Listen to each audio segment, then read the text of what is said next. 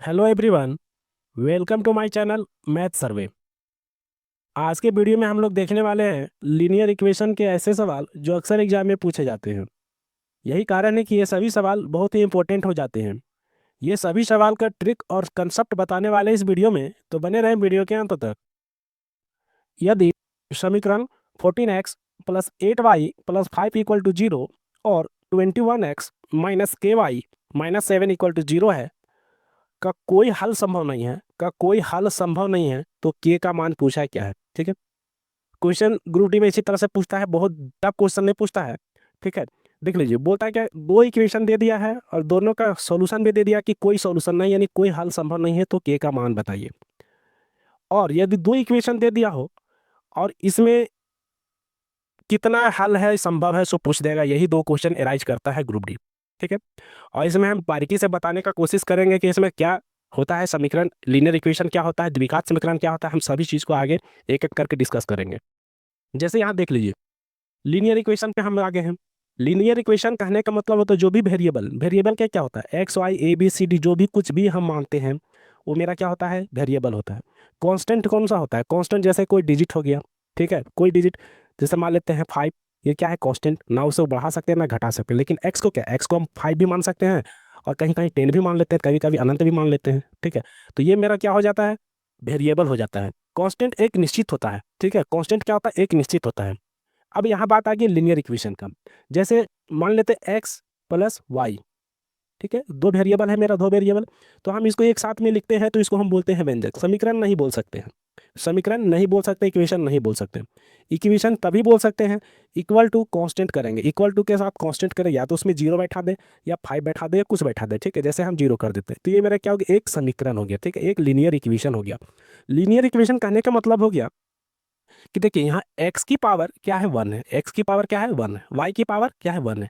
यानी एक से ज़्यादा पावर कोई वेरिएबल में होता है तो ये लीनियर इक्वेशन नहीं हो सकता, ये क्वाड्रेटिक इक्वेशन या द्विघात समीकरण बन जाता है, या ठीक है, या कोई और समीकरण बन जाता है। ठीक है, दो समीकरण है, 14x plus 8y plus 5 equal to 0, तो यहाँ से हम क्या कर सकते हैं, ए वन बराबर हम क्या मान लेंगे, 14, एक्स के सामने में जो है उसको हम ए वन मान लेते हैं। ठीक है, इसी तरह से बी वन किसको मानेंगे, बी वन बराबर मेरा क्या हो जाएगा, वाई को जो सामने में है उसको बी वन मान लेते हैं। ठीक है, तो क्या हो जाएगा 8, वाई के सामने क्या 8। सी वन, सी वन क्या होता है, कांस्टेंट। सी वन मतलब क्या होता है, कांस्टेंट। ठीक है, ये कांस्टेंट हो गया, तो कांस्टेंट मेरा क्या है, यहाँ पे 5 है।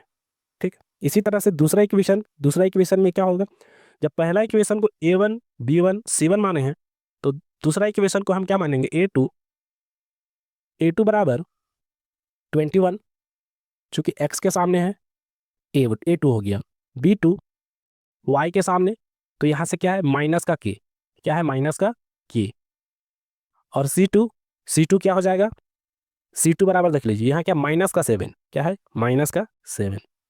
ठीक है, यहाँ तक तो सभी को समझ में आया होगा, ये कुछ अलग हम नहीं लिखे हैं। ठीक है, यहाँ तक तो क्वेश्चन ही बता रहा है कि ये चीज़ है। ट्विस्ट यहाँ से चालू होता है कि देखिए, बोलता है कोई हल संभव नहीं है, इसका कंडीशन क्या कहता है। ठीक है, इसका कंसेप्ट क्या कहता है। ठीक है, हलों की संख्या, हलों की संख्या ज्ञात करने का क्या तरीका है। ठीक है, क्या कंसेप्ट है। ठीक है, तो यहां से लिखेंगे क्या, हलों की संख्या, हलों की संख्या। अभी हमने बताया A two B two C two कैसे लेते हैं। ठीक है, हलों की संख्या निकालने के लिए हम क्या करते हैं, condition number one, A one by A two not equal to B one by B two. तो क्या होता है, इसका एक सॉल्यूशन है, इसका क्या है, एक सॉल्यूशन, यानी यूनिक सॉल्यूशन है, यूनिक सॉल्यूशन है, या कह सकते हैं का एक सॉल्यूशन है। दूसरी भाषा में कह सकते हैं इसका द्वितीय सॉल्यूशन, अद्वितीय सॉल्यूशन, मतलब अद्वितीय, मतलब द्वितीय सॉल्यूशन नहीं, आज गया। ठीक, अद्वितीय मतलब एक सॉल्यूशन है। ठीक है, दूसरा कंडीशन बोलता है a1/a2 equal to b1/b2 not equal to c1/c2। इसमें क्या होता है, इसका कोई हल संभव नहीं है, इसका कोई हल संभव नहीं है, यानी कह सकते हैं क्या, नो सॉल्यूशन, इसका कोई सॉल्यूशन नहीं है। ठीक है, इसका कोई सॉल्यूशन नहीं है। और अक्सर ग्रुप डी पे देखा गया है कि इसी टाइप का क्वेश्चन पूछा गया है, इसी इक्वेशन से क्वेश्चन ग्रुप डी में पूछा गया है, जिसका कोई हल संभव नहीं है, जिसका कोई हल संभव नहीं है, सॉरी नहीं है, कोई हल संभव नहीं है। ठीक है। तीसरा क्या होता है, A1/A2 equal to B1/B2 equal to C1/C2। इसमें क्या होता है, इसका अनंत सॉल्यूशन है, अनंत सॉल्यूशन होता है, यानी हलों की संख्या क्या होता है, अनंत होता है। 5 भी होगा, 7 भी होगा, अनंत तक चला जाएगा, कुछ भी बैठा दीजिए उसमें कुछ ना कुछ सॉल्यूशन आ जाएगा। इस बार भी एक आध क्वेश्चन पूछा है ग्रुप डी में, लेकिन बहुत सारा क्वेश्चन नहीं पूछा, ज़्यादा से ज़्यादा क्वेश्चन कंसेप्ट नंबर 2 पे पूछा गया है। ठीक है, तो चले चलते हैं इस सवाल को बनाने पे।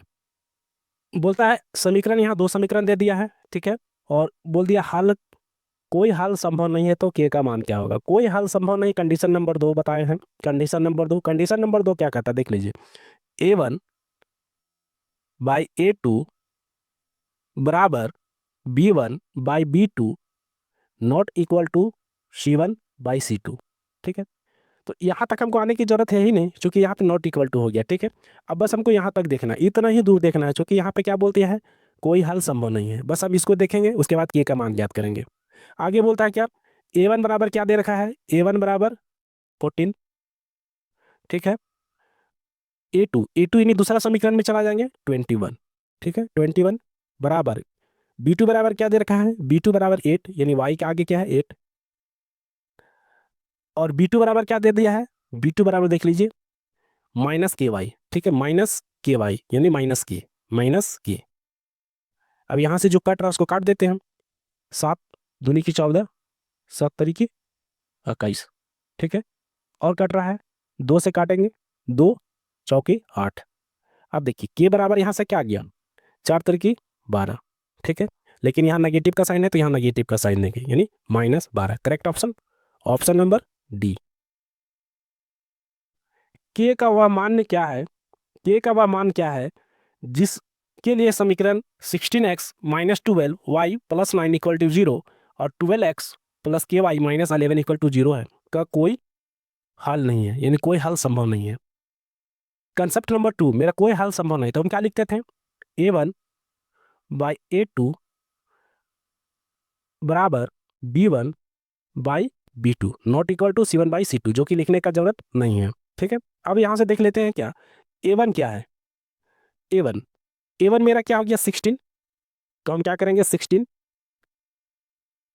A2 12, x के सामने में 12 इक्वल टू B1 क्या y के सामने 12, पहला समीकरण, B2 B2 क्या हो गया यहाँ पे y के सामने दूसरा समीकरण, यानी प्लस की। यहाँ से जो कट रहा है उसको काट देते हैं सबसे पहले, तो कटने में क्या क्या देख लीजिए, 4 से काटेंगे तो कटेगा 4 तरीके 12, 4 चौके 16, और कट रहा है 4 तिया की 12। ठीक है, तो यहाँ से मेरा क्या आ गया के, और 3 3 9। ठीक है, 3 3 जा 9, यानी के बराबर क्या आ गया 9। Correct option, option number D. रेखीय समीकरणों में x + 2y - 8 = 0 और 2x + 4y = 16 है, तो जोड़ो कि हलों की संख्या पूछा है। ठीक है, यहाँ पे हलों की संख्या पूछ दिया, के का मान नहीं पूछा, हलों की संख्या पूछ दिया कि क्या होगा। ठीक है, तो हम जानते हैं 3 कंडीशन हम बता रखे हैं पहले।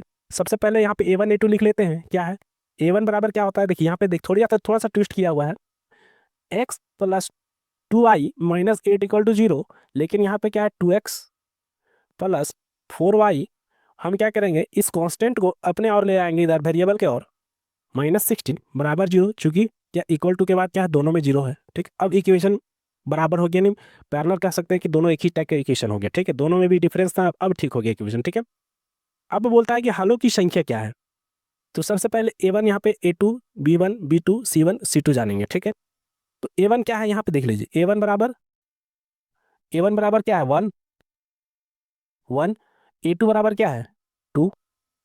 ठीक है, B1 बराबर क्या है 2, और B2 बराबर क्या हो गया 4। ठीक है, C1 बराबर क्या हो गया -8, और C2 बराबर क्या हो गया -16। ठीक है, -16। ठीक है, अब देख लीजिए, जो कट रहा है उसको काट दीजिए। यहाँ से काटेंगे तो क्या 1/2 दे देगा, और ये काटेंगे तो 1/2 दे देगा। माइनस माइनस प्लस हो जाएगा। अब देख लीजिए तीनों क्या हो गया, बराबर हो गया। ठीक है, तो हम यहाँ से क्या कर सकते हैं, A1/A2 बराबर B1/B2 बराबर C1/C2। तीनों बराबर हो गया। जब ऐसा कंडीशन आता था तो कंसेप्ट क्या बोलता था कि इसके अनंत हल हो सकते हैं, अनंत हल हो सकते हैं। ठीक है, तो ऑप्शन नंबर क्या हो जाएगा, ऑप्शन नंबर सी हो जाएगा। ये एएलपी का क्वेश्चन है। पी के किस मान के लिए निम्न समीकरणों का केवल एक ही हल होगा। ठीक है, यहाँ पे दो इक्वेशन दे रखा है और ऑप्शन दे रखा है। ठीक है, यहाँ पे क्या बोलता है, यूनिक सॉल्यूशन का बात किया जिसका केवल एक ही हल हो सकते हैं। ठीक है, या अद्वितीय हल जिसको बोलते हैं, जिसका द्वितीय हल नहीं होता, एक ही होता, अद्वितीय हल होता है। ठीक है, तो यूनिक सॉल्यूशन का क्या ऑप्शन, क्या कंसेप्ट बोलता है, A1/A2 not equal to B1/B2। ठीक है, यही तो होता है जिसका एक ही हल संभव है, जिसका एक ही हल संभव है, केवल एक ही हल होगा। ठीक है, तो यहां से हम क्या जानते हैं, दो इक्वेशन हमको दे रखा है। A1 क्या हो गया 2, A2 क्या हो गया 2, not equal to B1 3, B2 क्या हो गया P। ठीक है, और P का मान पूछा है। ठीक, तो यहां से देख लीजिए, 2 से 2 काट देंगे। ठीक है, तो यहां से क्या आ जाएगा, P not equal to 3, P not equal to 3। यानी कहने का मतलब देख लीजिए, ऑप्शन क्या बोलता है, P का एकमात्र मान 3 होगा, नहीं, एकमात्र मान 3 नहीं होगा। ठीक है, ये पहला गलत। P के सभी मान P के सभी मान हो सकते, नहीं, 3 नहीं हो सकता, 3 नॉट इक्वल टू, यानी 3 नहीं हो सकता, 3 के अलावे सभी हो सकता है, 3 नहीं हो सकता है। ठीक है, इसलिए नॉट इक्वल टू बताइए, ये भी हम क्या करेंगे, गलत करेंगे। P का मान 3 के अतिरिक्त कोई भी संख्या हो सकता है, यस, ये सही ऑप्शन मार सकते हैं, और यही सही ऑप्शन है। P क्या है, 3 के अलावा है, 3 के अलावा कुछ भी है तो ये क्या है, समीकरण क्या संतुष्ट हो जा रहा है, और इसका केवल एक ही सॉल्यूशन हो जाएगा। लेकिन P बराबर क्या होगा, 3 नहीं होगा। ठीक है, P का एकमात्र मान 2 है, एकमात्र मान 2 नहीं है, 2 के अलावे भी है, लेकिन 3 नहीं हो सकता। ठीक है, तो ये भी क्या करेंगे, गलत करेंगे। ऐसे ही ट्रिकी सवालों के लिए हमारे वीडियो को लाइक करें, चैनल को सब्सक्राइब करें। Thanks for watching my video.